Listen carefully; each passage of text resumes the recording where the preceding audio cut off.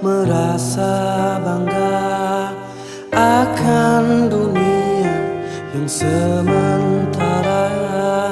Bagaimanakah bila semua hilang dan pergi meninggalkan dirimu?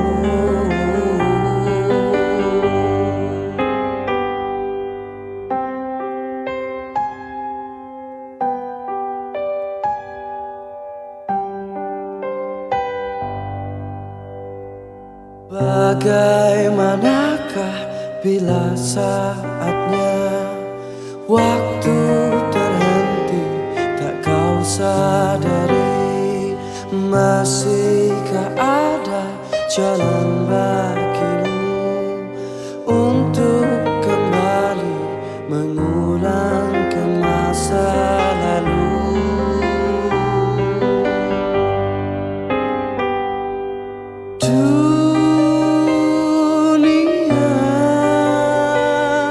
Dipenuhi dengan hiasan, semua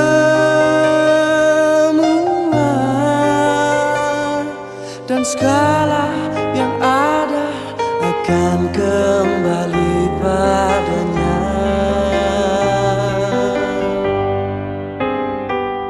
Bila waktu telah memanggil, teman sejati hanyalah amal. Bila waktu telah terhenti, teman sejati tinggallah sepi.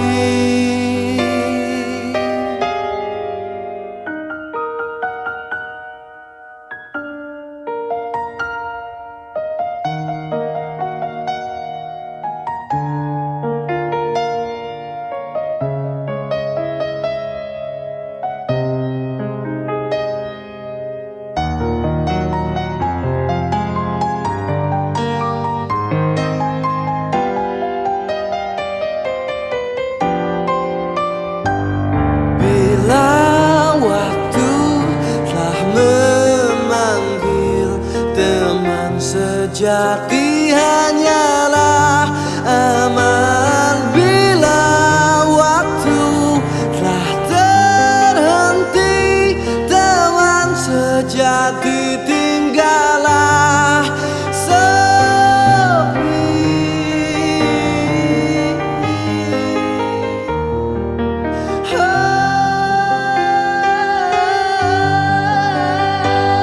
Bila waktu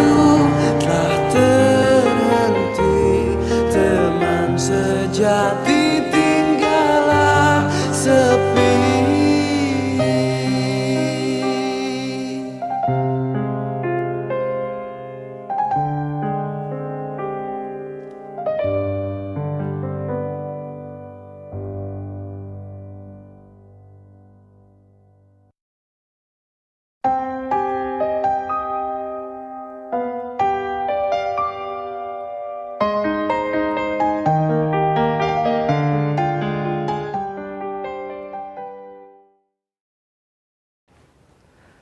Assalamualaikum warahmatullahi wabarakatuh.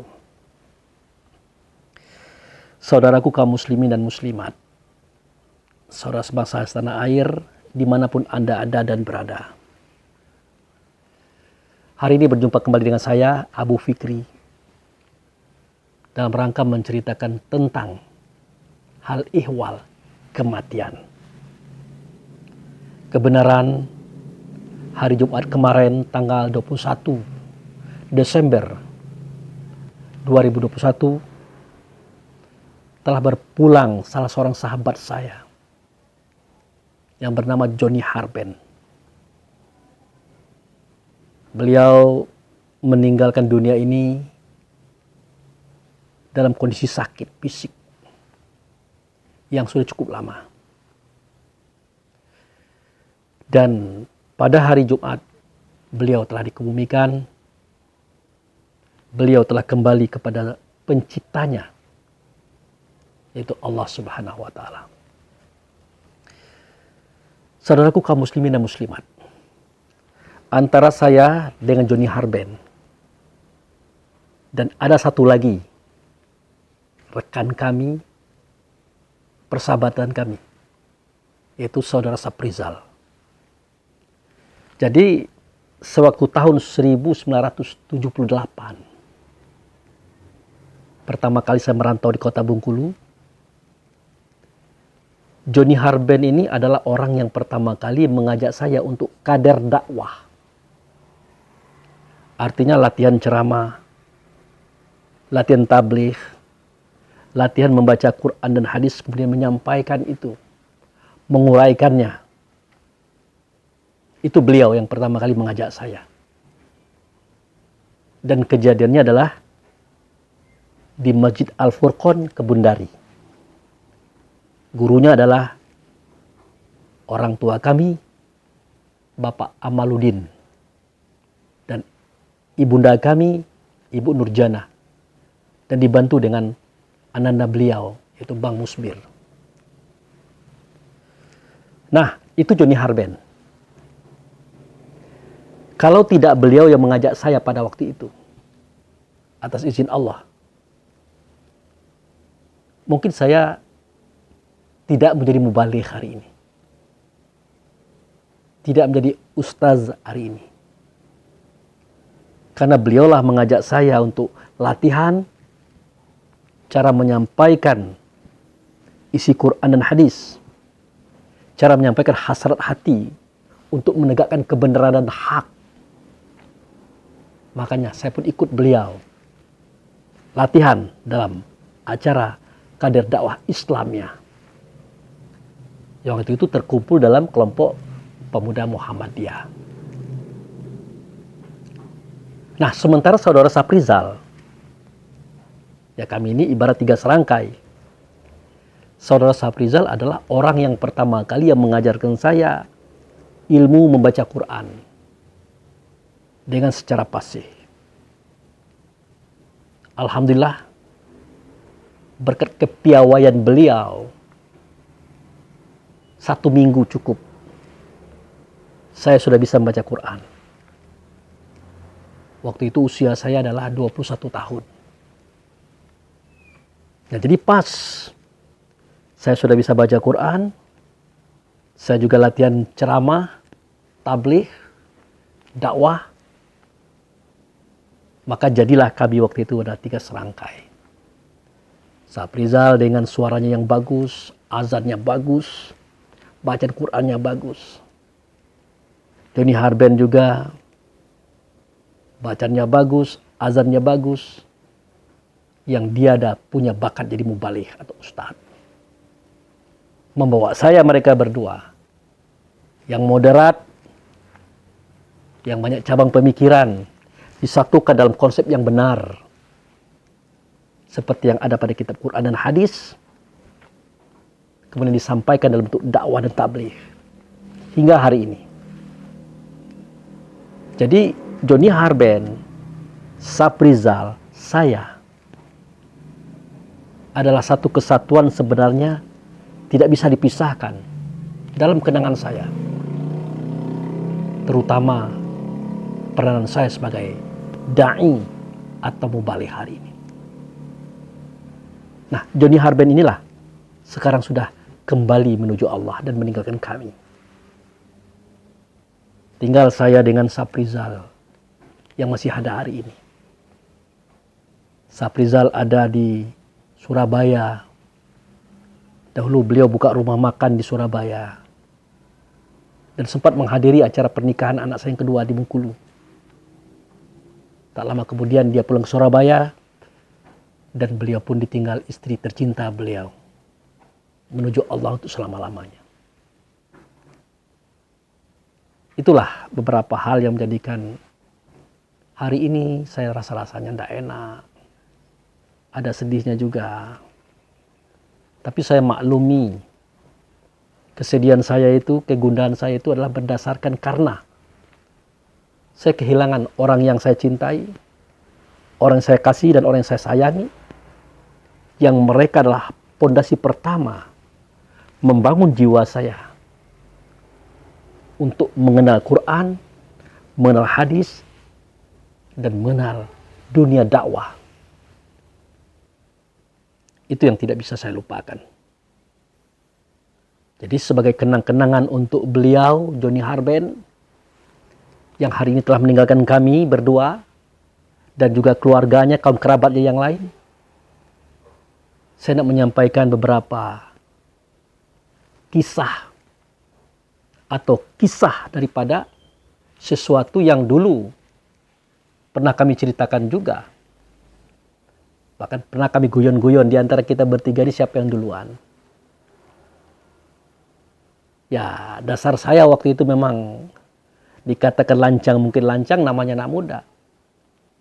Pasti yang duluan tuh kamu, Ben, saya bilang. Nah itu, kalau saya dan Saprizal ini kundian, saya bilang.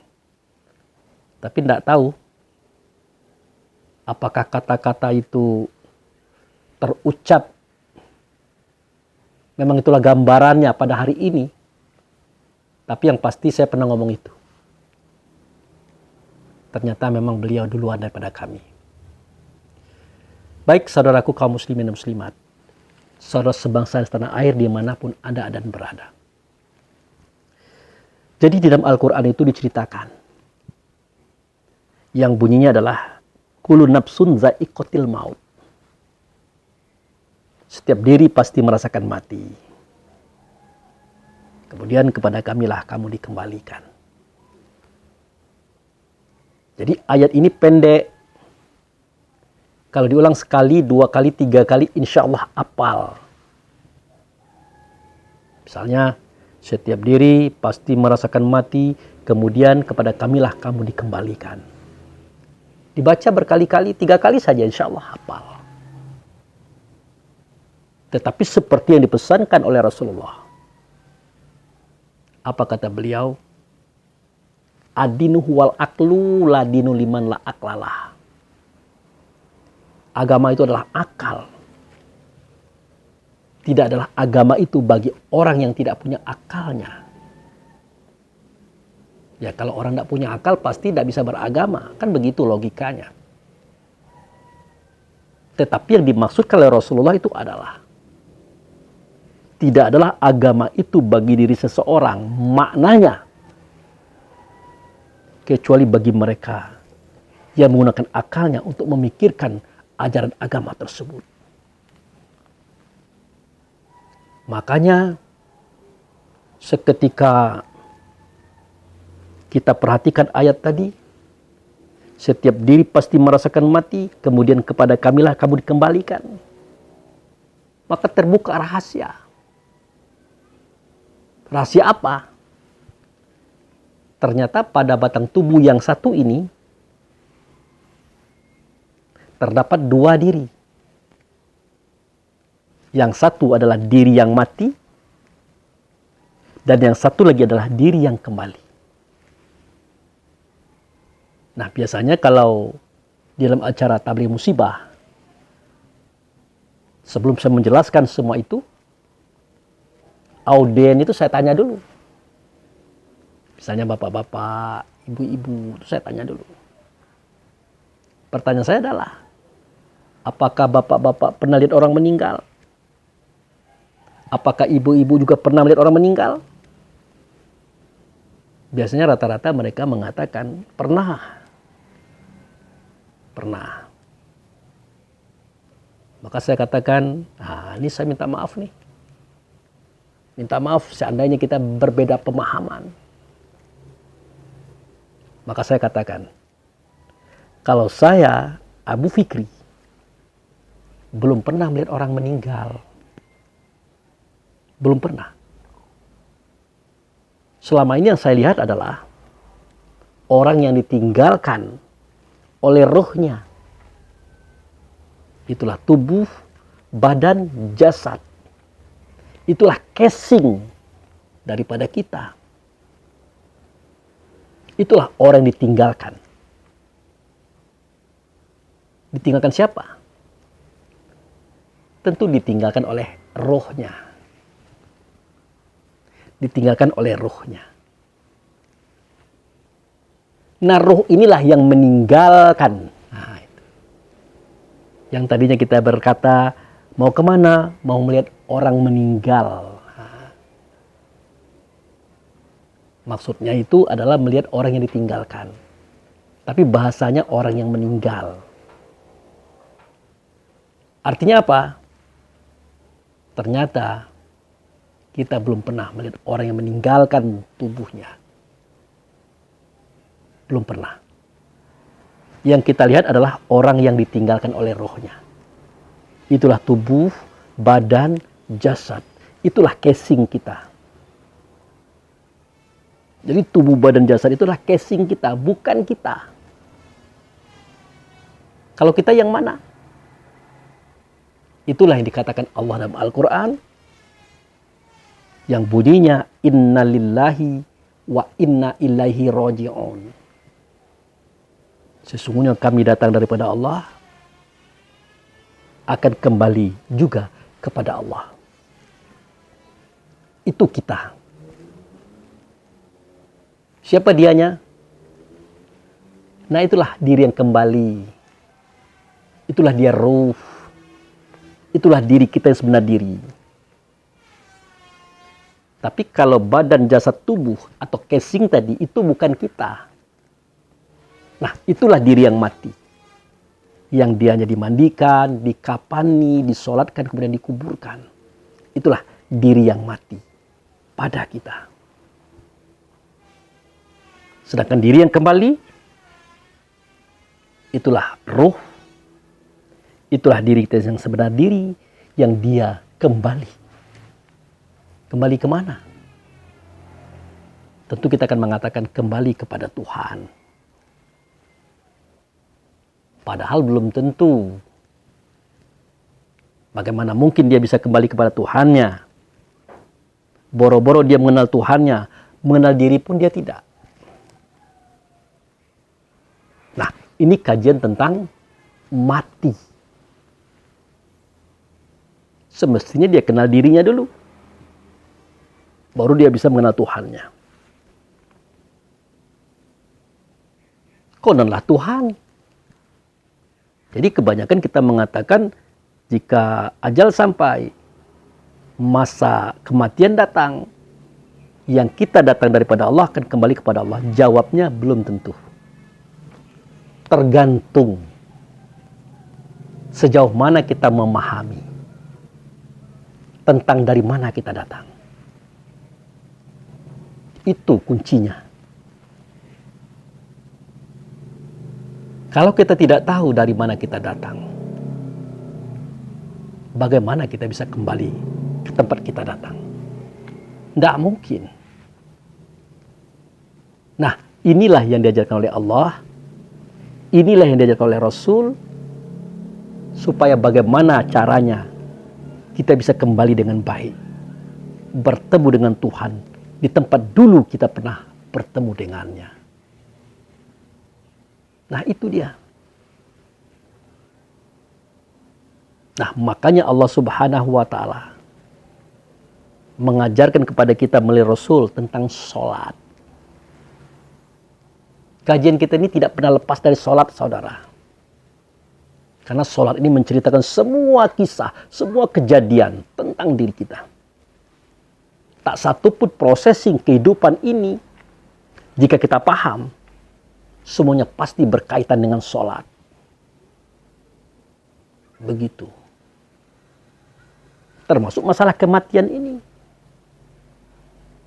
Maka timbul pertanyaan, Pak Abu Fikri, oke. Kita akan mempelajari tentang tempat kita kembali. Tentunya kita akan berbicara dari mana kita datang terdahulu. Ya tentu saya jawab benar. Itu dulu kita kaji. Dari mana kita datang dahulunya? Tentu nanti ke situ juga kita kembalinya. Nah, dari mana kita datang? Makanya cerita ini, ayat ini, dalil ini tidak akan pernah berubah-ubah. Surah Ali Imran ayat 96-97 selalu muncul. Selalu hadir dalam kisah-kisah yang saya ceritakan. Karena itu sentralnya kita dulu. Inna awala baiti wudi'a linnasi lalazi bibakah mubarakah wa hudalil alamin fihi ayatu bainatu maqama Ibrahim mandakalahu kana amina.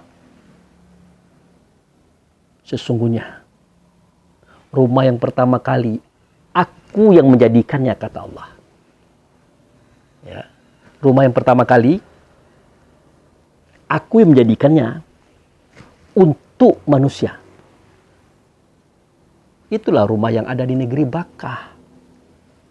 Bukan Mekah, Bakkah. Suatu negeri di luar seantero alam. Hancur langit, hancur bumi, terjadi kiamat di dunia ini. Yang negeri itu tidak tergoyahkan. Tidak tergetarkan.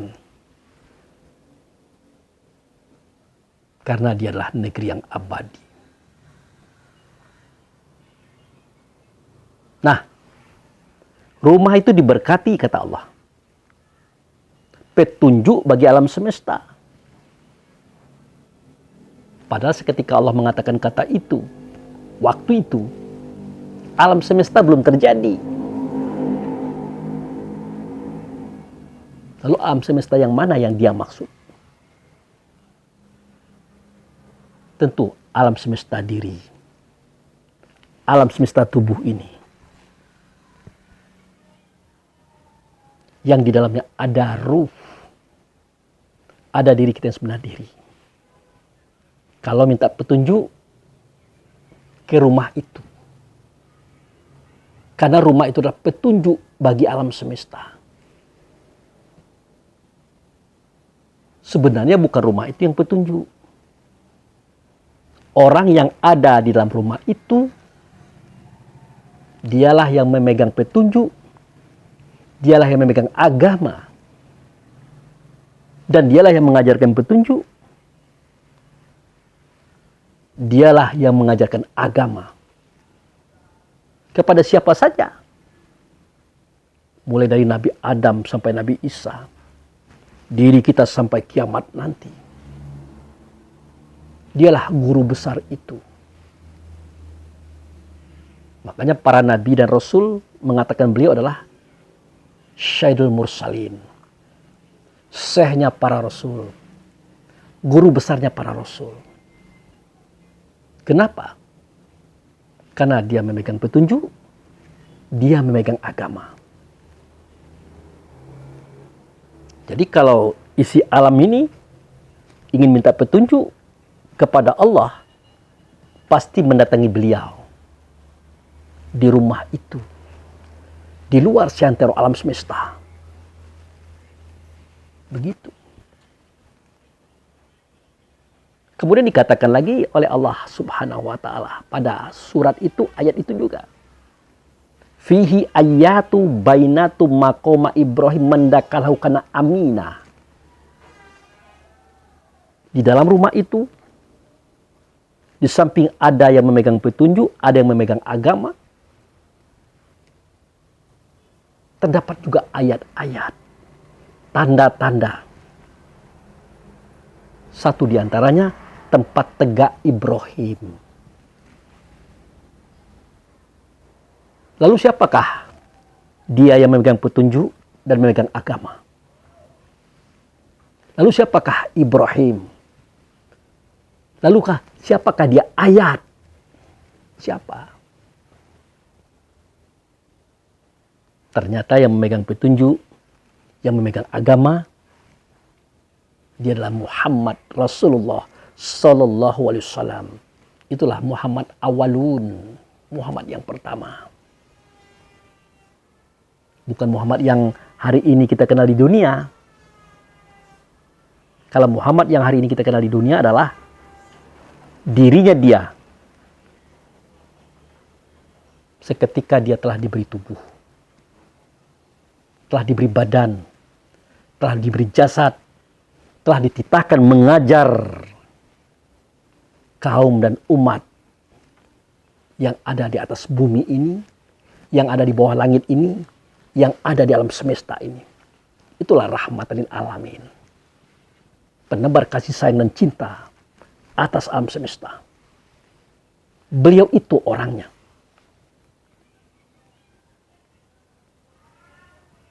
Lalu, siapakah Ibrahim? Nah, Ibrahim itu posisinya ada di depan kita. Kita yang mana? Kita yang ayat. Ibrahim itulah imam. Seperti yang dikatakan oleh Allah dalam Al-Quran. Yang disampaikan Rasul, ditulis oleh sahabat. Surah Al-Baqarah ayat 124. Wa izibtala Ibrahim rabbuh bikalimati fa'atamahunna. Qala inni ja'iluka imam malin nas. Ingatlah, seketika Ibrahim kami uji dengan beberapa kalimat di tempat itu. Dan dia mampu menyelesaikannya dengan baik. Maka berkata Allah, sungguh aku akan menjadikan engkau imam bagi semua manusia. Sejak dari Adam sampai ke akhir masa nanti, engkaulah imamnya. Itulah makanya kenapa Ibrahim di situ ada punya makom, tempat tegak atau mimbar. Begitu. Lalu siapa itu ayat-ayat? Seketika Rasulullah mengatakan, fihi ayatu bainatu maqama Ibrahim mandakalau kana amina. Ayat Quran ini belum ada. Quran ini belum ada. Kitab Quran ini belum ada waktu itu. Nah, inilah yang sering terjadi di kalangan masyarakat. Kegalauan, ketidakmengertian tentang siapa itu kitab. Apa itu Quran? Mana dianya ayat? Itu yang dikatakan oleh beliau. Seketika dia mengatakan zalikal kitab la raiba fihi hudalil muttaqin. Para sahabat-sahabat itu bertanya kepada Rasulullah. Ya Rasulullah, mahwal kitab? Apa itu kitab? Dijawab oleh Rasul. Kitab itu adalah Quran. Jadi pertanyaan sahabat tadi jelas ada alasannya. Rasul berkata tentang kitab atau buku, tapi barangnya belum ada. Makanya sahabat bertanya, mahwal kitab? Dijawablah oleh Rasul. Alkitabul Quran. Kitab itu Quran. Kemudian bertanya lagi sahabat, ya Rasulullah, mahwal Quran? Apa itu Quran? Nah, mungkin saudara-saudaraku sudah berkali-kali mendengarkan saya menjelaskan ini. Bahwa pada zaman Nabi, semua catatan wahyu itu kan baru tertulis di atas pelepah kurma, batu-batu, kayu-kayu, kulit hewan, dan macam-macam itu. Belum ada juz, belum ada nama surat, belum ada ayat. Makanya sahabat bertanya apa itu kitab, apa itu Quran. Justru seketika Rasulullah itu masih hidup, beliau tidak pernah menyusun juz, menyusun nama surat, menyusun ayat. Tidak pernah beliau membuat itu. Apalagi kitab buku itu. Jauh. Nah, baru setelah 2 tahun beliau wafat, di era Abu Bakar, dikumpulkanlah semua catatan wahyu tadi. Yang di pelepah kurma, di tulang-tulang, di kayu-kayu, di batu-batu, di kulit-kulit hewan. Dikumpulkan. Dibuat juznya, dibuat nama suratnya, dibuat ayatnya. Itu 2 tahun setelah beliau wafat. Sedangkan seketika dibukukan, itu kejadiannya setelah tahun 40 Hijriah. Di saat Utsman bin Affan menjadi khalifah yang ketiga dari kekhalifahan Islam setelah Rasulullah. Baru dijadikan buku atau kitab. Itu jumlahnya 4. Ada di Basrah, ada di Makkah, ada di Madinah, yang satu lagi ada di Mesir. Dibagikan oleh khalifah kepada gubernur-gubernurnya. Diajarkan oleh gubernur-gubernurnya kepada masyarakat yang ada pada waktu itu. Itu kejadiannya di masa Utsman bin Affan. Lalu ayat-ayat yang ada di dalam rumah ini ayat yang mana? Nah, itulah seketika Nabi mengatakan, Alkitabul Quran. Lalu Quran itu apa ya Rasulullah? Maka Rasul menjawab, bal huwa ayatu bainatu fisudurul lazinatul ilmi wa ma yajhadu bi ayatina illa zalimun. Sesungguhnya kitab itulah Quran, Quran itu adalah ayat yang ada dalam dada kamu. Namanya ilmu. Tidak ada yang mendustakan dia kecuali orang-orang yang zalim. Ayat itu dia menunjuk kepada ruh kita, saudara. Menunjuk kepada diri kita yang sebenarnya diri. Nah, di dalam rumah itulah dulu ruh itu berkumpul. Ruh itu bersemayam dalam bentuk nurnya Muhammad. Muhammad itulah nurnya Allah. Kalau dalam bentuk nur tentu belum ada bentuk dan rupa. Belum ada laki-laki dan perempuan. Belum ada agama-agama. Belum ada suku-suku. Masih satu saja yang menjadikannya Allah. Satu saja asalnya Muhammad. Satu saja namanya mukmin. Satu saja tempat lokasinya adalah Baitullah hakikat. Lalu kenapa para ayat tadi, para ruh tadi dikatakan namanya adalah mukmin? Atau orang yang percaya kepada Tuhan. Karena dia memang pernah melihat Tuhannya. Mendengar suara Tuhannya. Berhadapan langsung dengan Tuhannya. Walaupun Tuhan di sini artinya wujud daripada Tuhan itu sendiri.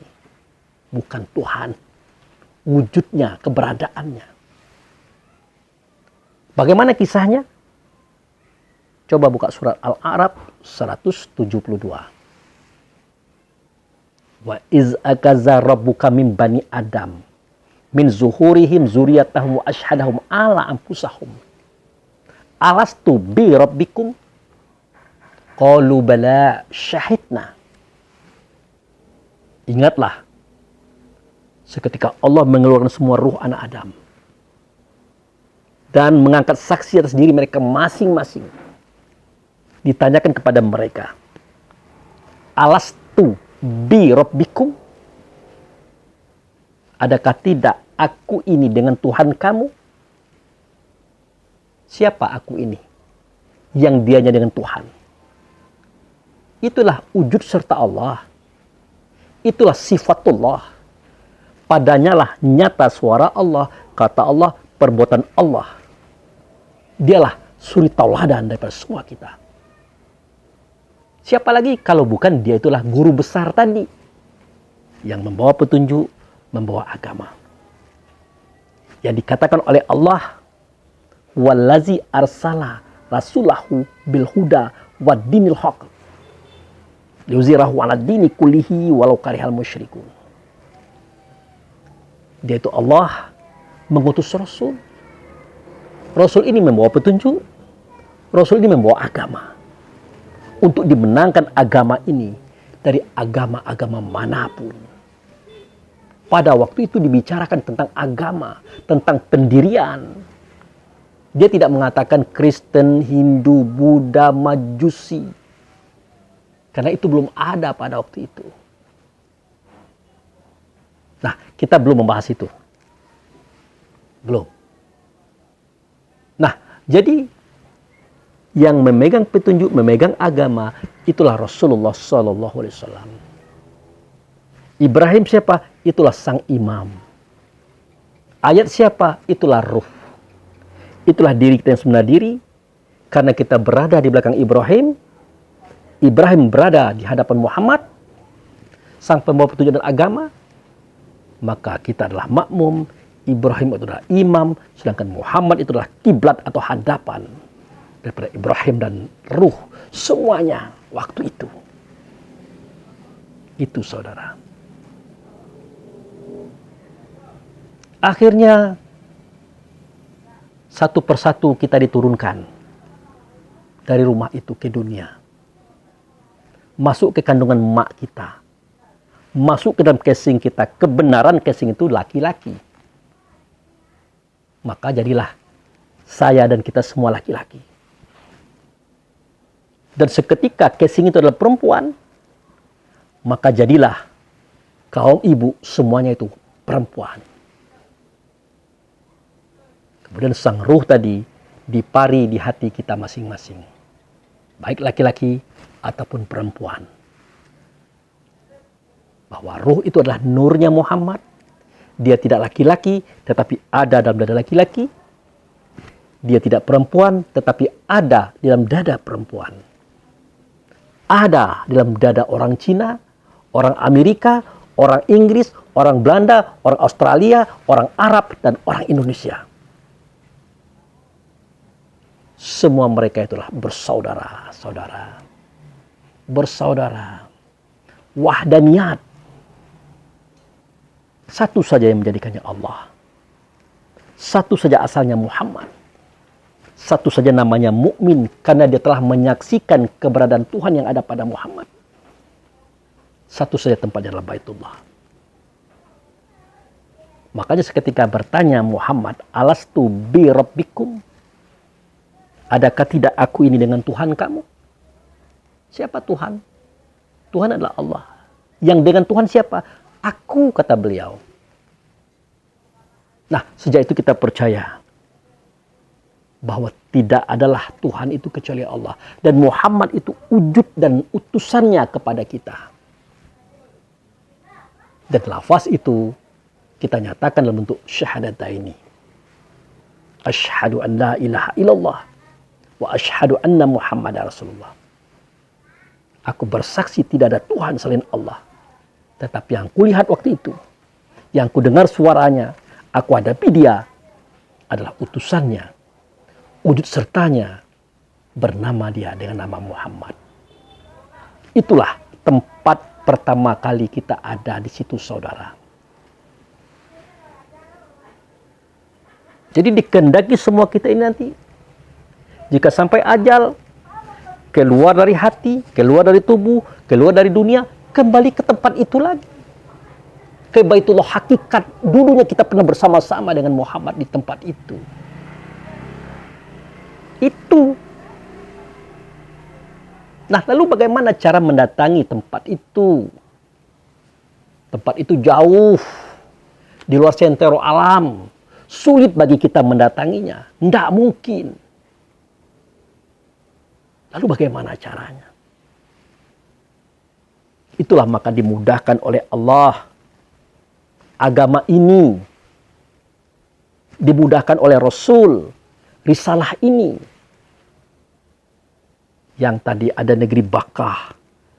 Di luar sentero alam. Dimudahkan ia menjadi Mekah di muka bumi. Yang tadi Baitullah hakikat. Yang sulit kita jangkau ke sana. Walaupun kita tadinya berada di sana. Dimudahkan menjadi Ka'bah di tengah-tengah Masjidil Haram. Di muka bumi. Yang tadi Ibrahim sang imam punya makom di sana. Tidak akan terjangkau oleh kita. Dimudahkan oleh Allah. Makom Ibrahim itu ada di depan Ka'bah. Nah, di pintu Ka'bah itu tertulis Babus Salam. Artinya pintu selamat. Kenapa ada tulisan Babus Salam di tempat itu? Apa maksudnya? Maksudnya adalah tak satu pun roh yang datang dari Baitullah masuk ke dalam kandungan sang ibu. Melainkan pasti melewati pintu antara zahir dan batin. Antara dunia dan akhirat. Tepat posisinya itu adalah di Babus Salam. Di mana Ka'bah didirikan di tempat itu. Hajar Aswad dipasangkan di tempat itu. Itu maka namanya Babu Salam, pintu selamat. Jadi kalau kita ingin selamat, habis masa hidup kita, sampai ajal kita, kita cari Babu Salam. Kita masuk ke tempat setentang itu. Karena dulu kitanya muncul di sana. Tentu kembalinya nanti harus juga ke sana. Baru kita bisa masuk Baitullah hakikat.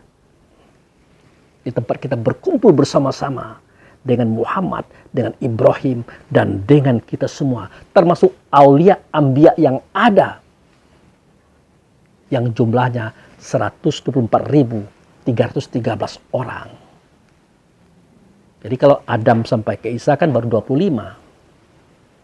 Tetapi kata Rasulullah jumlahnya para Rasul dan Nabi itu, para aulia itu 124.313 orang. Semuanya berkumpul di tempat itu. Nah, itulah alasannya kenapa kita sholat. Itulah alasannya kenapa kita sembahyang. Supaya apa? Supaya kita mengenal tempat kembali. Supaya kita terlatih ingatan kita, perasaan kita, kesadaran kita. Mantap ke tempat itu. Karena momen kematian adalah momen yang berat. Momen yang sulit, banyak godaan, banyak tantangan. Kita keluar dari hati, itu sudah ditantang. Sudah ditutupi, sudah dihambat kita. Karena di hati terdapat penyakit. Ajib, ria, takabur, iri, dengki, hasud, fitnah, tamak, loba, dan sombong. Selama ini penyakit itu kita anut, kita pakai. Sulit kita keluar dari situ. Kemudian seandainya kita mampu keluar dari situ, kita akan berhadapan dengan tubuh yang juga ada penyakit. Kecenderungannya kepada makan dan minum, kepada rumah, kepada pasangan hidup, pasangan jenis, kepada kemewahan. Itu pun juga akan menghambat kita untuk keluar dari tubuh kita, bertemu tempat itu. Nah, begitu juga dunia. Juga ada penyakitnya. Pertama tahta, harta, wanita. Yang menjadi pujaan dan sembahan kita selama ini. Itu juga menjadi penghambat untuk bisa kita bertemu dengan Tuhan. Seketika kita nanti habis masa hidup. Sampai ajal. Nah, oleh karena begitu beratnya persoalan ini, maka perlu rasanya kita melatih diri untuk dapat dengan tenang, nyaman, menyentuh titik keselamatan tadi. Setidak-tidaknya sebatas Babu Salam yang ada di dekat Ka'bah itu. Bagaimana prosesnya? Insya Allah nanti akan kita sambung lagi pada video berikutnya. Namun tetaplah video ini saya persembahkan bagi saudara saya, sahabat saya, orang yang pernah membawa saya mengenal dunia tabligh dan mengenal dunia dakwah hingga hari ini, yaitu saudara Johnny Harben. Baik, kita tutup dulu session ini. Insya Allah nanti kita sambung lagi. Assalamualaikum warahmatullahi wabarakatuh.